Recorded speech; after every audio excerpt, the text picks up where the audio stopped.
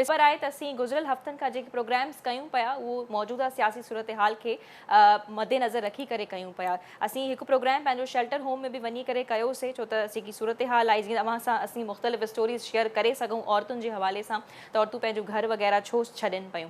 उन खां अलावा अॼु जेको असांजो प्रोग्राम आहे जनरल डिस्कशन रहंदी मौजूदा सियासी सूरत हाल जेका लॻी पई आहे। जीअं त असां सभिनी खे ख़बर आहे त पाकिस्तान जे टेवीह वज़ीर आज़म जेको आहे उहो हल्फ़ खणी छॾियो आहे। पाकिस्तान जो टेवीहों वज़ीर आज़म नामज़द थी चुको आहे, वज़ीर आज़म शहबाज़ शरीफ़ साहब। सो उन हवाले सां हाणे जीअं त आवाम जूं उमीदूं आहिनि उहे वधी वियूं आहिनि। नई हुकूमत ईंदी आहे त नयूं उमीदूं जेके आहिनि वधी वेंदियूं आहिनि, पर उन खां अॻु में जॾहिं असीं सूरत हाल ते थोरो गौर फ़िक्र कयूं, जेका सूरत हाल रही 2 हफ़्ता जेके आहिनि ॾाढा बिज़ी रहिया, मीडिया जा हुजनि, पॉलिटिशियंस जा हुजनि या जुडिशरी जा हुजनि, उहे हफ़्ता तमामु घणा उन्हनि जा मसरूफ़ तरीन रहिया। छो त कुझु अहिड़ा अहम फ़ैसिला बि आया जिते आइन जी भञकड़ी जी ॻाल्हि पई थिए, त उन हवाले सां बि अहम फ़ैसिला आया जंहिंखे तारीख़ी फ़ैसिलो चई वञे पियो, जेका डिप्टी स्पीकर क़ौमी असेंबली में पंहिंजी रूलिंग ॾिनी हुई, जॾहिं सुप्रीम कोर्ट जो फ़ैसिलो आयो त उहा आइन जी भञकड़ी आहे। ऐं उनखां फ़ौरन बाद जंहिं बेतमादी रिथ खे रद्द कयो वियो हुयो डिप्टी स्पीकर जे पारां क़ौमी असेंबली में, उनखां बाद में सुप्रीम कोर्ट इहो फ़ैसिलो ॾिनो त इहा आइन जी भञकड़ी आहे।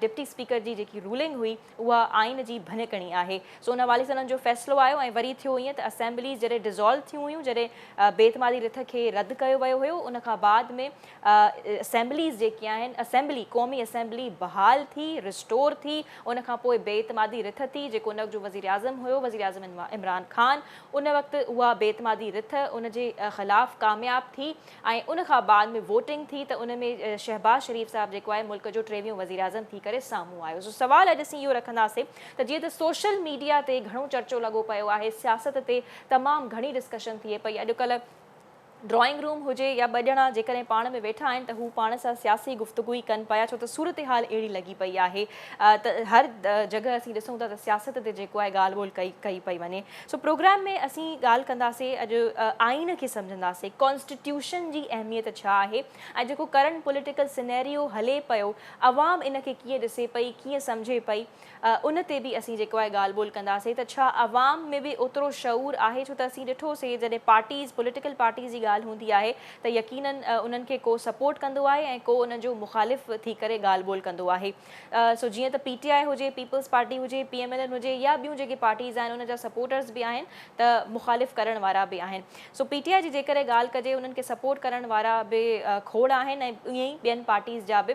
सो आइन जे हवाले सां जीअं त PTI पारां भञकड़ी कई वई, सुप्रीम कोर्ट जो फ़ैसिलो बि आयो, त उन हवाले सां असांखे यूथ ॾाढो एक्टिव नज़र आई ऐं हूअ चवे पई त बसि इमरान ख़ान लीडर आहे ऐं आइन वग़ैरह छा आहे। त असां सम्झंदासीं प्रोग्राम में त कॉन्स्टिट्यूशन आइन जी छा अहमियत आहे हिकु मुल्क खे हलाइण जे लाइ या हुनजे पॉलिटिकल कल्चर खे रन करण जे लाइ आइन जो छा किरदारु हूंदो आहे। सो मूंसां महिमान बि इंट्रस्टिंग आहिनि, पर महिमाननि खां उन्हनि ते तारुफ़ जेको आहे मां बाद में कराईंदसि, पर उन खां अॻु में तव्हांजी थोरी असीं गुफ़्तगू आवाम सां कराए वठूं था त आवाम छा पई चवे, कॉन्स्टिट्यूशन खे केतिरो सम्झे पई, रूल ऑफ लॉ जे बारे में आवाम जो छा रद्द अमल आहे, या नई हुकूमत आई आहे त नई हुकूमत मां केतिरियूं उमीदूं आहिनि या पॉलिटिकली आवाम एलिनेट थी वई आहे, डिसअपॉइंटेड थी वई आहे सिस्टम मां। सो हिकिड़ो नंढो पैकेज आहे, टेक अ लुक, ॾिसो त आवाम जो छा चवणु आहे ऐं पोइ असीं महिमाननि जी तरफ़ हलंदासीं। वज़ीर आज़म शहबाज शरीफ आए तो उनसे कोई उम्मीदें हैं आपकी? उम्मीदें तो हमें किसी से भी नहीं है फिलहाल, लेकिन इमरान खान के जाने का दुख तो है फिलहाल। अच्छा, इमरान खान के जाने का दुख क्यों है? एक सच्चा प्राइम मिनिस्टर था हमारा जो हमारे मुल्क से जुदा हो गया है। अब वो जो भी इन चोरों ने मिलके जो भी करा उस हवाले से कि उसका बहुत अच्छा ताउन था उसका मुल्क के साथ, बहुत अच्छा कोऑपरेट किया मुल्क के साथ उन्होंने ये चीज़ें। तो अभी आपको वज़ीर आज़म शहबाज शरीफ से किसी हवाले से कोई उम्मीद नहीं है, तवक्कात नहीं है आपको? नहीं, वो तो उनके रिकॉर्ड तो वैसी अदालत में पड़े हुए, करप्शन तो उनकी है और केसेस उनके चल ही रहे हैं, तो उनसे क्या उम्मीद होगी। अभी जो उन्होंने ऐलानात किए वज़ीर आज़म शहबाज शरीफ ने कि आटे पे सब्सिडी देंगे, महंगाई को ख़त्म करेंगे, तो क्या ये अच्छी बात नहीं है? बात तो अच्छी नहीं है क्योंकि ये अभी वक्ती तौर के लिए किया है, जैसी ईद गुजर जाएगी फिर ये दोबारा जब अपने ओहदे पे सही से हो जाएंगे फिर ये दोबारा से वही महंगाई वगैरह करेंगे अपनी ये। आप मौजूदा सियासी सूरत हाल के बारे में क्या कहेंगे, और जो हमारे former prime minister Imran Khan थे उनके जाने का आपको दुख है, और जो वज़ीर आज़म शहबाज शरीफ हैं उनसे आपकी कितनी उम्मीदें वाबस्ता हैं? देखें, मैं आपको फ़र्स्ट तो ये कहना चाहूँगा, सियासत से ना मुझे कोई इतनी नॉलेज है ना मैं जो कोई इंटरेस्ट है इतना। बस इमरान खान का मैं ये कहना चाहूँगा कि वो एक आशिक़ रसूल है, ठीक है, दीन के मुताबिक चलने वाला एक सच्चा इंसान है, he is a great leader, ठीक है, इस वजह से मुझे वो बहुत अच्छा लगता है। इमरान खान जब सऊदी अरेबिया गया, वहाँ के वज़ीर आज़म से उसने जाते साथ ये मुतालबा किया कि वहाँ के जो लेबर्स जो वहाँ फंसे हुए थे उनका मुतालबा किया कि वो चाहिए, और ये दरख्वास्त उसकी कबूल हुई। तो ये कोई भी लीडर इस तरह नहीं करता। बहरहाल आपको इमरान खान के जाने का दुख है? जी दुख तो है, वो एक आशिक रसूल है। ख़त्म नबूवत के ऊपर भी बात उसने की, नवाज शरीफ के दौर में ख़त्म नबूवत के ऊपर जब तब्दीली की साजिश की जा रही थी, एक वाहिद ये लीडर था जिसने उस साजिश को बैरूनी साजिश करार दिया गया। तो आप उस बैरूनी साजिश पे भरोसा रखते हैं कि वाकई में ऐसा कुछ है? जी जी बिल्कुल। जी, त तव्हांजो छा चवणु आहे? वज़ीर आज़म शहबाज शरीफ़ अचण सां ई ऐलान करे छॾिया आहिनि तूं महांगाई खे ख़तमु कंदो, ऐं अॻूण वज़ीर आज़म इमरान ख़ान जे बारे में बि ॿुधाइजो त उनजे वञण जो को ॾुख त न अथव न? न उन वञण जो कोई बि ॾुख न आहे, बसि जेके बि वज़ीर आज़म शहबाज शरीफ़ जेके बि कया आहिनि तदारक हीअ हो अगरि करे थो सब्सिडी ॾिए थो ॾाढी सुठी ॻाल्हि आहे, माना इहा सॼे माना अवाम जी सुठी ॻाल्हि आहे, मुंहिंजे हिक जी न आहे, सॼे अवाम जी सुठी ॻाल्हि आहे माना हिकिड़ी। अच्छा, वोट ॾींदा आहियो तव्हां? वोट कंहिंखे ॾींदव हिन दफ़े? वोट त असां नरेंद्र जा आहियूं, असां त ॾींदासीं ज़रदारी साहिब खे लाज़मी, जीअं ज़रदारी साहिब चवंदो तीअं त हुनखे ॾींदा। मतिलबु तव्हां ज़रदारी साहब खे बाक़ाइदा सपोर्ट कंदा आहियो? बिल्कुलु कंदा आहियूं, बिल्कुलु। अच्छा, ज़रदारी साहब जी कारकर्दगी यानी पीपल्स पार्टी जी कारकर्दगी हर पार्टी खां सुठी आहे? सुठी असांखे वणंदी आहे न। असां छा कयो आहे पीपल्स पार्टी वारनि सिंध जे लाइ? सभु कुझु कयो अथऊं न, छा न कयो अथऊं, सभु कुझु कयो अथई। जीअं त हाणे जीअं वेठा सभु हुन पार्टीअ सां मिलियो, उनखे माना वोट ॾिनई तॾहिं त माना शहबाज शरीफ़ थी वियो न, अगरि न ॾियां त काॾा थिए हा माना। हा मतिलबु इमरान ख़ान साहब मां तव्हांखे काई उमेद हुई ई कोन्हे जॾहिं हुया? सुठो माण्हू आहे, ख़राबु न आहे, माना सुठो माण्हू आहे उहो बि, पर हुन भनकड़ी कई आइन जी, उनजे करे ई बसि माना हुन हाराए वेठो। आजकल आवाम कह रही है कि बड़ी महंगाई हो रही है और हो भी गई है, आटे वगैरह चीनी ये सब जो है महंगाई बहुत हो गई, तो आपका क्या कहना है? और वज़ीर आज़म जो हमारे फॉर्मर प्राइम मिनिस्टर थे इमरान खान साहब, उनके बारे में भी कुछ बताइएगा, और जो वज़ीर आज़म शहबाज शरीफ हैं जो उन्होंने अभी ऐलानात किए हैं कि महंगाई को कम करेंगे, तो क्या खुश हैं आप इस बात से? नहीं हो सकती है, यहाँ महंगाई कम नहीं हो सकती है, आज तक कभी भी नहीं हुई है।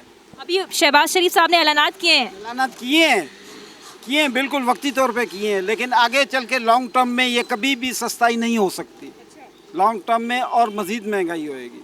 वो तो इंटरनेशनली भी प्राइसेस जो है बहुत चढ़ी हुई हैं, तो आपको लगता नहीं है जब वो अपोजिशन में थे तो वो यही इस बात पे मार्च वगैरह करते थे कि उनको महंगाई जो है वो कम करनी है? ठीक है, महंगाई के खिलाफ वो वज़ीर आज़म जो उस वक्त के थे उसके खिलाफ करते थे ना, तो आपको नहीं लगता आप आते ही वो कुछ ना कुछ ऐसा कर देंगे कि आवाम का दिल जो है वो जीत जाए? ही करेंगे, लेकिन आगे चल के फिर वही हाल होएगा। इमरान खान साहब से भी कोई उम्मीद नहीं थी, तब भी हम मेहनत करके ही खा रहे थे। ये है महंगाई पे थोड़ा उन्होंने अरूज कर दिया था और गुर्बत पे सवाल, ये हम मान रहे थे कि वो फरिश्ता बन के आए हैं गरीबों के लिए, लेकिन मौत का। कुछ माण्हू आहिनि जेके ॾाढो अटैच्ड आहिनि असांजे फॉर्मर प्राइम मिनिस्टर सां, उन्हनि सां थोड़ी ॻाल्हि ॿोल कयूं था, उनजो छा चवणु आहे? अच्छा, आपने अभी आवाज़ लगाई थी कि former prime minister Imran Khan जो है वो वापस आके रहेंगे, आपको यानी भरोसा अभी तक है उनमें से? भरोसा है, बहुत माशाल्लाह वो हॉनेस्ट हैं पाकिस्तान के साथ, और हमारी आने वाली नस्लों के लिए माशाल्लाह बहुत अच्छा काम करेंगे। ये महंगाई जो है ना वो इंटरनेशनल है, वो महंगाई खाली देखें हिंदुस्तान को देख लें, अमेरिका को देख लें, अगर उससे कंपेयर करें आप अमेरिका से, तो अमेरिका में इस वक्त 600 आई थिंक मेरे ख्याल से 500 रुपये लीटर पेट्रोल है, और इंडिया में 200 रुपये लीटर है। तो ये महंगाई तो ये तो वो लोग हैं जो अनएजुकेटेड ये बात को समझते नहीं है। महंगाई तो इंटरनेशनल है। इमरान खान साहब वापस इंशाल्लाह आएंगे। इंटरनेशनल जो महंगाई है, आपको नहीं लगता वहाँ पे तनख्वाहें जो है बहुत ज़्यादा हैं, चाहे अगर हम दूसरे ममालिक की बात करें? और अभी वज़ीर आज़म शहबाज शरीफ ने आते ही ऐलानात कर दिए हैं कि वो जो है बड़ी फैसिलिटीज़ प्रोवाइड करेंगे। बेहतरी तो कोई तवक्को नहीं है इनसे, हमें जितनी भी एक्सपेक्टेशन है वो इमरान खान साहब से है इंशाल्लाह, क्योंकि वो देखिए हमारे मुल्क के लिए वो सब कुछ कर रहे हैं। अब आपको नज़र आ रहा है, एक तो ईमानदार है, ऑनेस्ट है, दूसरा ये मुल्क के लिए, अब मुल्क का ख़जाना देखें आप कितना, आप बताइए। पहले बिल्कुल वो आए थे तो बिल्कुल एम्प्टी था, अब ख़जाने में बहुत सारा माल है माशाल्लाह, पैसा पड़ा हुआ है। और मुल्क में ये कि वो ऐसे इंसान हैं कि देखें वो हमारे मुल्क के लिए, हमारी मुल्क की तरक्की के लिए वो कोशां हैं। नाज़रीन, त ही पैकेज में ॾिठो अवाम मुख़्तलिफ़ ओपिनियंस ॾेई रही हुई त मौजूदा हुकूमत मां किन जो चवणु हुयो त हू डिसअपॉइंटेड आहिनि, ऐं किन जो चवणु हुयो त अची करे शहबाज शरीफ जेके ऐलान कया आहिनि उन्हनि जी थोड़ी घणी उमेद जागी आहे। ऐं अॻिते हली प्रोग्राम में असीं वधीक ॻाल्हि ॿोल कंदासीं, तबसरो कंदासीं, पंहिंजे महिमाननि सां तारुफ़ तव्हांजो कराईंदी हलां पई। मूंखे स्टूडियोज़ में जॉइन कयो आहे डॉक्टर अनीला देवी, जेका इकोनॉमी एक्सपर्ट आहे, मईशत खे तमामु सुठो सम्झे पई। नॉर्मली असीं ॾिसंदा आहियूं डॉक्टर अनीला त मर्दनि खे घुरायो वेंदो आहे मईशत ते ॻाल्हाइण जे लाइ, बट मतिलबु आई एम ऑनर्ड त तव्हां असांजे शो में आहियो ऐं मईशत जे हवाले सां अवां सां ॻाल्हि ॿोल थींदी। ऐं ॿिए तरफ़ मूंखे वीडियो लिंक ते जॉइन कयो आहे नासिर अज़ीम साहब जेके कानूनी माहिर आहिनि ऐं उन खां अलावा एनालिस्ट बि आहिनि। सो नासिर साहब अस्सलाम वालेकुम, बहुत बहुत शुक्रिया आपका भी। ऐं टे तरफ़ मूंखे जॉइन कयो आहे ख़ालिद जमाली जेके एस्ट्रोलॉजर आहिनि, माहिर नुजूम आहिनि। ख़ालिद जमाली जो हुजण बि तमामु ज़रूरी हुयो छो त तव्हांखे यादि आहे जॾहिं असीं जनवरी में प्रोग्राम कयो हुयोसीं त उन्हनि जूं खोड़ ॻाल्हियूं इमरान ख़ान जे हवाले सां सच निकितियूं हुयूं। सो हाणे असीं उन्हनि खां अॻिते सम्झंदासीं त अॻिते छा थियणु पियो वञे, अॻिते जी सियासत जो मुस्तक़बिल छा आहे। इन जे करे असीं ख़ालिद जमाली साहब खे दावत ॾिनी आहे प्रोग्राम में। सो अवां सभिनी मेहमाननि जी इजाज़त खां नासिर साहब आपकी इजाज़त से और खालिद साहब आपकी इजाज़त से मैं शुरुआत जो है वो डॉक्टर अनीला से करना चाहूँगी। डॉक्टर अनीला, आपसे जो बात है, डॉक्टर अनीला सां असीं ॻाल्हि ॿोल जेको आहे उहा मुल्क जी मईशत ते ॻाल्हाईंदासीं। त हिन वक़्तु पहिरियों त तव्हांजो थोरो तजियो वठंदासीं बतौर शहरी, त जेको पॉलिटिकल सिनेरियो हले पियो, 2 हफ़्ता ॾाढा बिज़ी रहिया, इन हवाले सां मां छा चवंदव? ऐं उनखां हिन 2 हफ़्तनि में 2 शयूं ॾाढो उन्हनि ते डिस्कशन हले पियो, हिकु आइन कॉन्स्टिट्यूशन ऐं ॿियो मईशत। त आइनी बहरान जे करे मईशत जो बेड़ो बि ॿुॾे पियो, थोरो इन ते बि रोशनी विझो त पॉलिटिकल सिनेरियो जे बारे में तव्हांजो छा चवणु आहे ऐं उनखां पोइ मईशत छा आहे ऐं मईशत जो हिकु मुल्क जी तरक़ी में कहिड़ो किरदारु हुजे थो? ओवरऑल ॾिठो वञे त आइन जे डेफिनेटली टुटा आहिनि, ॾाढी उनजी नाफ़रमानी थी आहे, पर with the passage of time शयूं वापसि रिज़ॉल्व बि थींदियूं आहिनि। टाइम लॻंदो आहे शयुनि खे सेटल डाउन थियण में। ऐं हुन आइन जे टुटण जो ॾाढो मईशत ते इफेक्ट पियो आहे अथई ड्रास्टिकली। ऐं हुन में ॾिठो वञे त अॼुकल्ह जेका सिनेरियो ओवरऑल हले पियो, हुनजो सिग्निफिकेंटली जेका इफेक्ट आहे उहा इनस्टेबिलिटी आहे सभिनी खां पहिरीं। हुन खां अलावा जेका रिसोर्सिस आहिनि उहा इफेक्टिवली एंड एफिशिएंटली यूटिलाइज़ नथा थियनि, जंहिं ते अल्टीमेटली अवांजी इकनॉमिक ग्रोथ ते इफेक्ट थिए थी। इहो त वॾो इम्पोर्टेंट पॉइंट उथारियो त रिसोर्सिस मौजूदु हुजण बावजूद बि यूज़ नथा थियनि, इफेक्टिवली यूज़ नथा थियनि। असल में इशू छा आहे त पहिरीं त असांखे आइडेंटिफाई करिणो त लूप होल्स किथे आहिनि, ऐं जॾहिं असां आइडेंटिफाई करे वठंदा आहियूं त पोइ हाणे प्रोसेस आहे इम्प्लीमेंटेशन जो, त किथे किथे कहिड़ा कहिड़ा रिसोर्सिस जी ज़रूरत आहे, पाण खे हुन हिसाब सां अकॉर्डिंगली मैनेज करणु घुरिजनि। नेक्स्ट स्टेप छा हूंदो आहे, मैनेज बि पाण करे वठंदा आहियूं, पर उहा पोइ कंसिस्टेंटली फॉलो नथा थियनि। जॾहिं इहे कंसिस्टेंटली फॉलो नथा थियनि तॾहिं उहा जेका पंहिंजा डिज़ायर्ड रिज़ल्ट्स हूंदा आहिनि उहा अचीव नथा थियनि। डॉक्टर अनीला जेके फॉलो थियणु खपनि? सभिनी खां वॾी ॻाल्हि हींअर हिते आहे बजट डेफिसिट आहे, ट्रेड डेफिसिट आहे। जीअं ओवरऑल ॾिठो वञे त अप्रॉक्सीमेटली 45 बिलियन पंहिंजो ट्रेड डेफिसिट आहे, जंहिंमें ओनली 25% पंहिंजो एक्सपोर्ट आहे। With the passage of time पाण रूल्स एंड रेगुलेशन्स इम्प्लीमेंट कयूं त एक्सपोर्ट्स खे इंक्रीज़ कयूं त जेका इकोनॉमिक हींअर कंडीशन आहे उनखे पाण बहितर करे सघूं था। सही आहे। हिन खां अलावा अच्छा, मतिलबु आइनी बहरान जे करे मईशत ते असर पवंदो आहे, ॾाढो सिग्निफिकेंटली मतिलबु ज़ाहिरी ॻाल्हि आहे। एॾो ह्यूज अनसर्टेनिटी आहे त उहो हुन ते सही सही सही, ये तमाम इंटरेस्टिंग ॻाल्हि भी है और काफ़ी इम्पोर्टेंट ॻाल्हि भी है। नासिर साहब, डॉक्टर अनीला कह रही हैं कि आइनी बहरान की वजह से मईशत पे भी असर पड़ता है, तो U being an analyst and माहिर कानून ज़रा इस बात पे रोशनी डालिएगा। पहले तो पॉलिटिकल सिनेरियो पे कमेंट कीजिएगा कि ये जो गुज़िश्ता हमारे 2 हफ्ते रहे हैं बड़े केओस वाली सूरत हाल थी, इसके हवाले से भी कमेंट कीजिएगा और आइन की अहमियत के हवाले से भी कमेंट कीजिएगा। बहुत शुक्रिया मैम, पहले तो आपका ख़ास तौर पे KTN न्यूज़ का और पैनल को भी सलाम। मैं इस हवाले से ये कहना चाहूँगा कि जो आइनी बुरान पाकिस्तान तहरीक इंसाफ की गवर्नमेंट ने पिछले दिनों में पैदा कर दिया था, यकीन माने वो आज भी इस बात को नहीं समझ रहे कि आइन का मतलब क्या है और कॉन्स्टिट्यूशनल कोर्ट्स को रात का खुलना, दिन का खुलना या किसी भी वक्त कॉन्स्टिट्यूशनल कोर्ट्स का कॉन्स्टिट्यूशन की बहाली और आइनी बुरान को हल करने के लिए खुलने का मतलब क्या है। पहले तो मैं ये बात वाज़ेह करता चलूँ कि सुप्रीम कोर्ट ऑफ पाकिस्तान और जितनी भी हाई कोर्ट्स होती हैं वो कॉन्स्टिट्यूशनल कोर्ट्स होती हैं और वो किसी भी वक्त जब कॉन्स्टिट्यूशन पे बात आती है और आइनी बुरान की बात आती है, आइनी बुरान को हल करने की बात आती है, तो वो किसी भी वक्त खुल सकती हैं। और इसके अलावा जो पाकिस्तान तहरीक इंसाफ के वर्कर्स को ये बात सिखा दी गई है कि जो आपके साथ नहीं है वो आपका और मुल्क का दुश्मन है, और उसके अलावा अच्छा, ये सब लोग जो सिचुएशन, हैं, ये जो कोर्ट्स का आधी रात को खुलना, ये कितनी सिचुएशन की क्या लेवल हो सकती है, कितनी खतरनाक सिचुएशन कही जा सकती है जब सुप्रीम कोर्ट जैसे इदारे आधी रात को खुलें? देखिए मैम, सुप्रीम कोर्ट का आधी रात को जैसे आपने कहा कि जब ओपन होना, कॉन्स्टिट्यूशन इसका में ये बात आती मतलब है है कि अगर आईनी बुरान को हल ना किया जाता तो फिर बहुत देर हो जाती और आईनी बुरान को सुप्रीम कोर्ट ऑफ पाकिस्तान ही हल कर सकती है, क्योंकि supreme court of Pakistan constitutional courts है और आइन के तहफ़्फ़ुज़ की जिम्मेदारी उनकी है। सही है। और जिस तरीके से ज़िद पाकिस्तान तहरीक इंसाफ के चेयरमैन इमरान खान साहब ने लगा रखी थी कि ना तो मैंने वज़ीर-ए-आज़म हाउस छोड़ना है और ना ही मैंने असम्बली में वोटिंग करवानी है। अकॉर्डिंग टू कॉन्स्टिट्यूशन देखा जाए तो जो 5-1 की ruling deputy speaker Qasim Khan Suri सब देखकर स्पीकर के रूम में चले गए और वहाँ पे फरमाने लगे कि जी मैं बहुत ज़बरदस्त काम करके आया हूँ और आज खुद नोटिस ना होता तो शायद इतना बड़ा आईनी बुरान खड़ा हो जाता।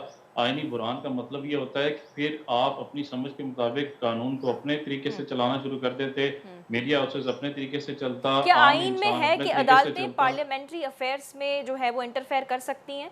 क्योंकि जब देखिए, ये इसमें मामला हुआ दो था तो बातें। तहरीक इंसाफ के जानिब से ये बयानात आ रहे थे, ये स्टेटमेंट्स आ रही थी कि भाई आर्टिकल 69 कहता है कि पार्लियामेंट के अफेयर्स में अदालतें जो है वो इंटरफेयर नहीं कर सकती, जिनके फैसले से उनको मायूसी भी हुई थी। तो ये क्या था, इस पे भी ज़रा रोशनी डालिएगा। मैं आपको आर्टिकल 69 क्लियर कर दूं कि इर्रेगुलरिटीज जो हैं वो किसी कोर्ट्स में चैलेंज नहीं हो सकती, लेकिन अनकॉन्स्टिट्यूशनैलिटी चैलेंज हो सकती है। जब अनकॉन्स्टिट्यूशनल हरकत होगी तो फिर वो कॉन्स्टिट्यूशनल कोर्ट ही उसे हल करेगी।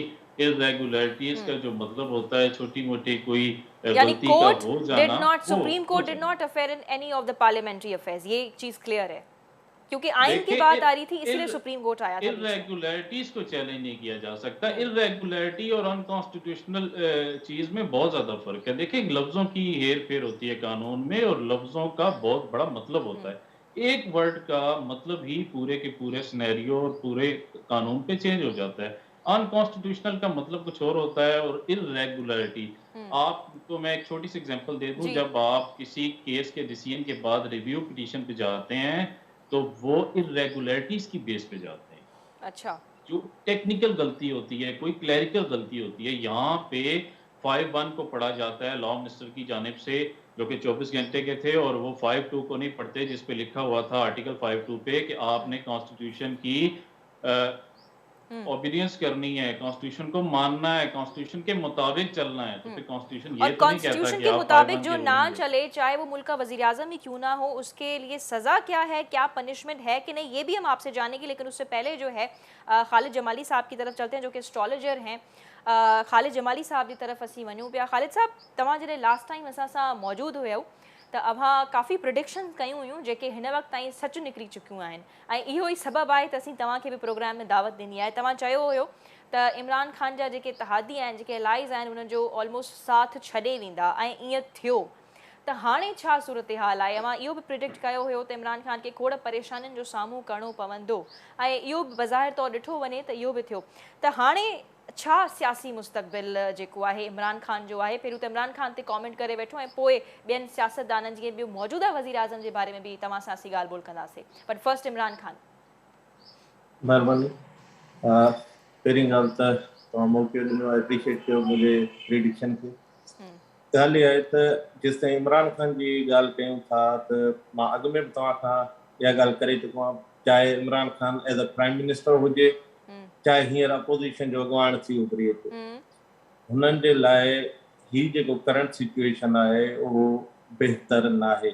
अच्छा, ख़ासि कर हुन जे तंज़ीम जे अंदरि मुमकिन आहे त जनरल सेक्रेटरी या हुननि जो जेको वाइस चेयरमैन आहे पंहिंजो शाह महमूद कुरैशी, वाइस प्रेसिडेंट आहे या वाइस चेयरमैन आहे, उन्हनि पारां बि हिननि खे बग़ावत जो सामनो थी सघे थो इमरान ख़ान खे। ये तो वॾी ख़बर आहे। त पहिरीं मतलब शाह महमूद ॻाल्हि कुरैशी जेका साहब इमरान लीडर ख़ान जे ज़ाइके पीटीआई जो छॾे मां सघे ॾिसां पियो, थो इमरान ख़ान खे छॾे सघे पियो?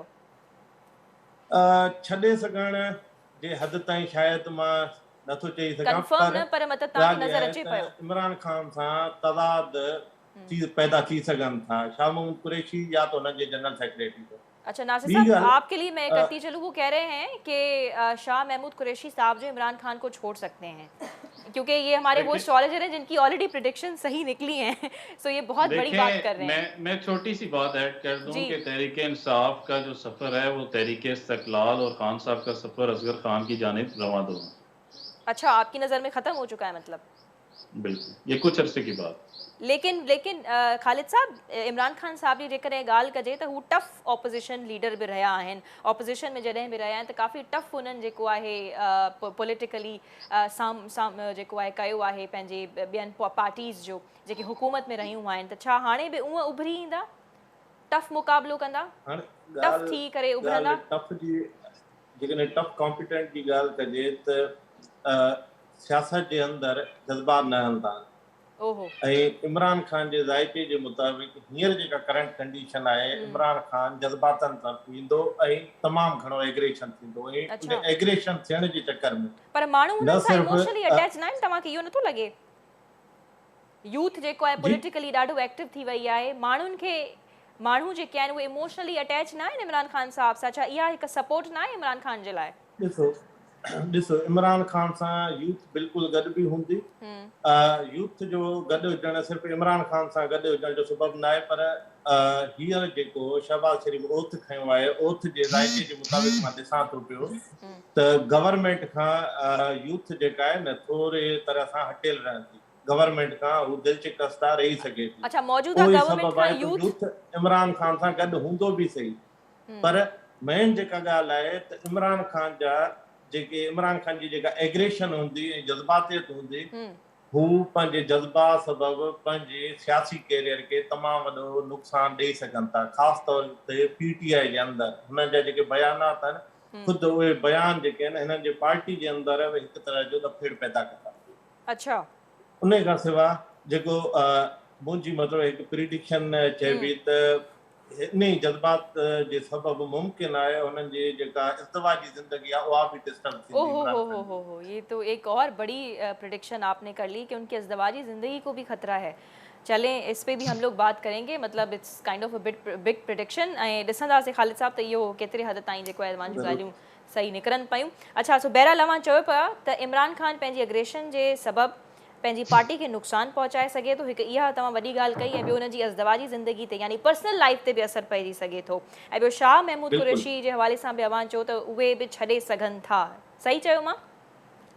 बिल्कुलु छॾे सघनि था, तज़ाद मतिलबु क्रिएट थींदा। अच्छा, तज़ाद क्रिएट थींदा विद इन द पार्टी। चलो, इहो त असीं अॻूण वज़ीर आज़म इमरान खान बाबति ॻाल्हि कईसीं, लेकिन जेको आहे मां वापसि थोरो पंहिंजे गेस्ट जी तरफ़ अचणु चाहियां थी। अवां सां ॿियनि सियासतदाननि जे बारे में बि गुफ़्तगू थींदी ख़ालिद साहब। इहे त टे वॾियूं ॻाल्हियूं अमीं इमरान खान जे लाइ कयूंसीं, पर मौजूदा वज़ीर आज़म जे बारे में न ॻाल्हायूं, थी कोन पियो सघे, सो उन्हनि ते बि असीं ॻाल्हाईंदासीं। डॉक्टर अनीला जी तरफ़ आउं अचणु चाहींदसि। त डॉक्टर अनीला, जैसे आप कह रही थी कि जब आइनी बहरान जॾहिं आइनी बहरान थींदो आहे त उनजा डायरेक्ट असर मईशत ते पवंदा आहिनि, त अवां बतौर शहरी या बतौर एक्सपर्ट छा एक्सपेक्ट पिया कयो त हीअ जेकी मौजूदा गवर्नमेंट हाणे आई त थोरे टाइम जे लाइ आहे, पर छा अव्हांखे लॻे पियो त हीअ इकोनॉमी खे ओतिरो अपलिफ्ट करे सघंदी बनिस्बत पोईं गवर्नमेंट जे?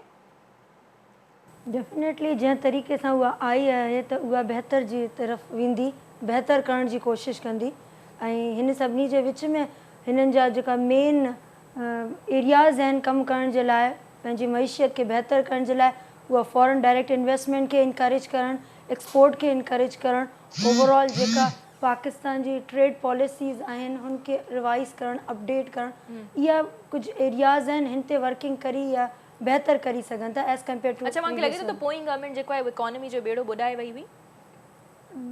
हर कंहिंजा पंहिंजा पंहिंजा पर्सपेक्टिव हूंदा आहिनि। पॉलिसीज़ अव्हांखे लॻियूं मईशत जे हवाले सां सुठियूं स्ट्रेटजीज़ हुयूं, पॉलिसीज़ हुयूं मईशत जे हवाले सां? जेका मईशत जे हवाले जे दौर में त डॉलर ॾाढो मथे रहियो। एग्ज़ैक्टली, पर हुन वरी ॿिया एरिया कवर कया वरी। एग्ज़ैक्टली, हाणे जेका करंट गवर्नमेंट अचे पई उहा वरी ॿिया एरियाज़ जेका कहिड़ा एरिया पोईं गवर्नमेंट कवर कया मईशत जे हवाले सां? अच्छा, मतिलबु तव्हांखे ओवरऑल हुनजी परफॉर्मेंस सही लॻी?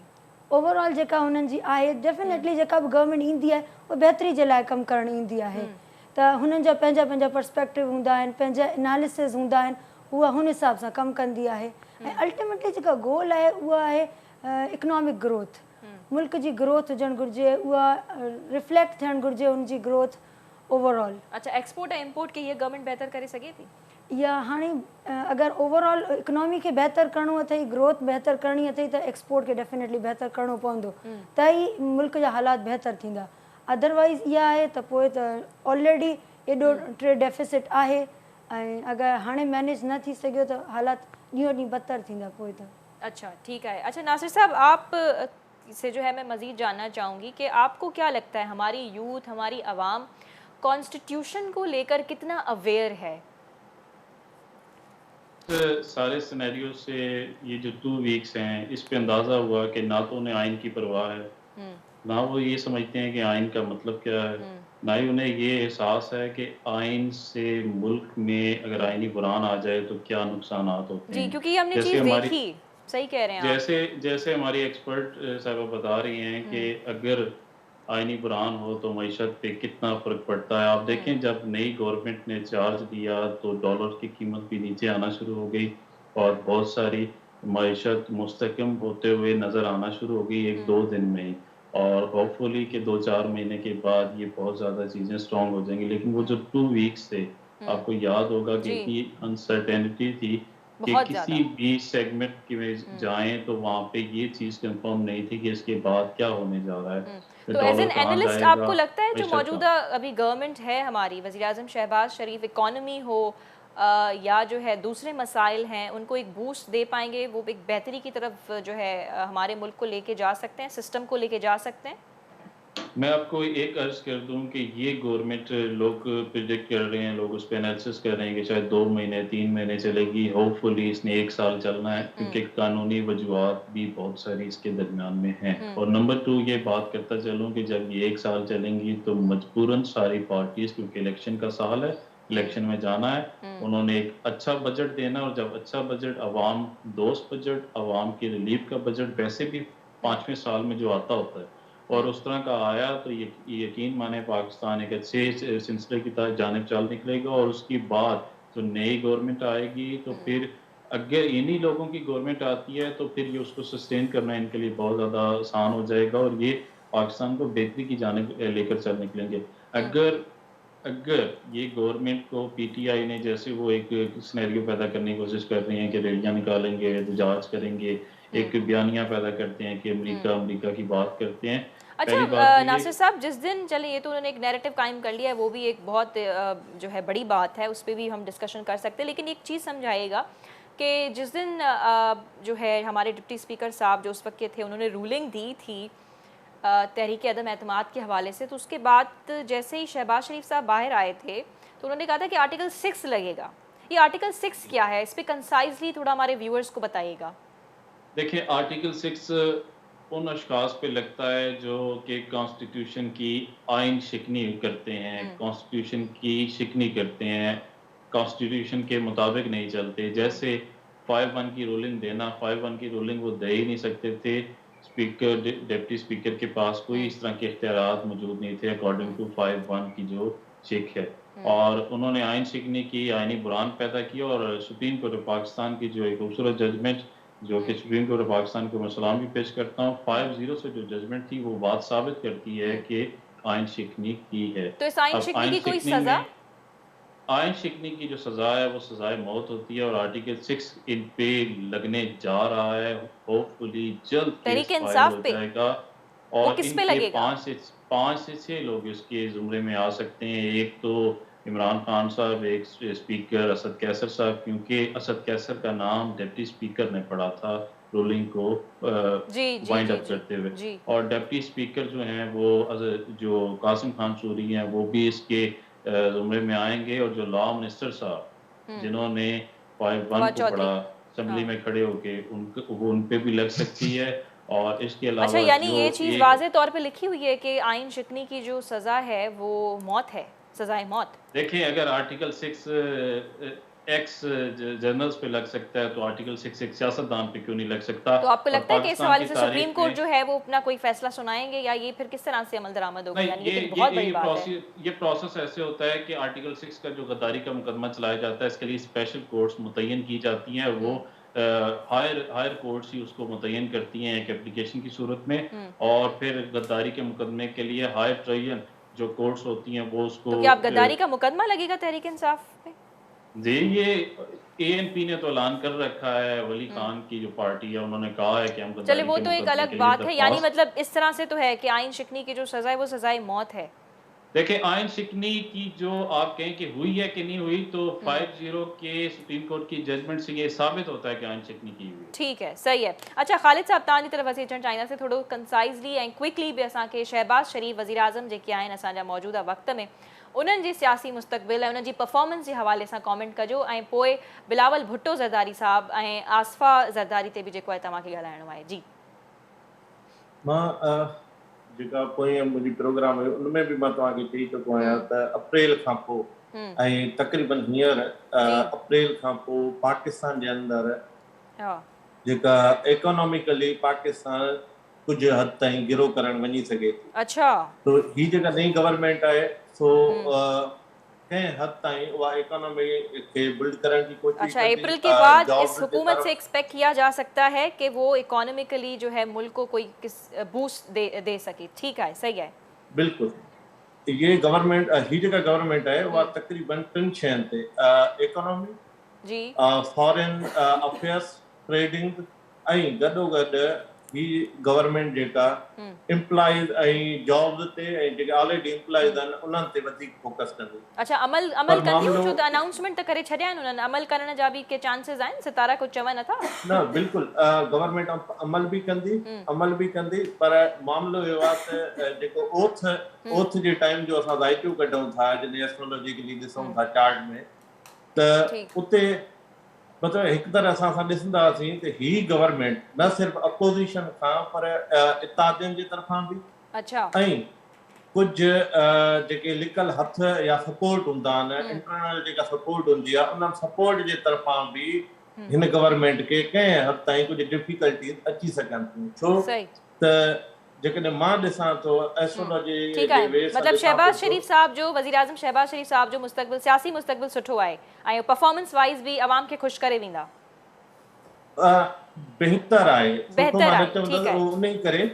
उन्हीं करे छो त पीटीआई हींअर फ्यूचर में मां तव्हांखे चयो त इमरान खान जज़्बाती थी करे हुननि जी जेके जज़्बात आहिनि उहे इदारनि सां टकराव में ईंदा ऐं कोर्ट जे तरफ़ सॉफ्ट कार्नर रखी करे कोर्ट जे तरफ़ ईंदा पर कोर्ट मां उन्हनि खे अच्छा, बिलावल भुट्टो ज़रदारी उन्हनि जे लाइ लास्ट टाइम तव्हां चयो त उन्हनि जो सियासी मुस्तक़बिल को ख़ासि न आहे पर आसफ़ा भुट्टो ज़रदारी जे लाइ तव्हां सुठा जी मां तव्हांखे इहा ॻाल्हि करे चुको आहियां त हींअर जेकॾहिं मां उन प्रोग्राम में बि तव्हांखे चयो त आसिफ अली ज़रदारी लाइ बहितरीन वक़्तु आहे ऐं हींअर जेको असांजे साम्हूं सियासी सिनेरियो गुज़रियो आहे त उन में असां ॾिसूं था त आसिफ अली ज़रदारी जो तमामु वॾो किरदारु आहे।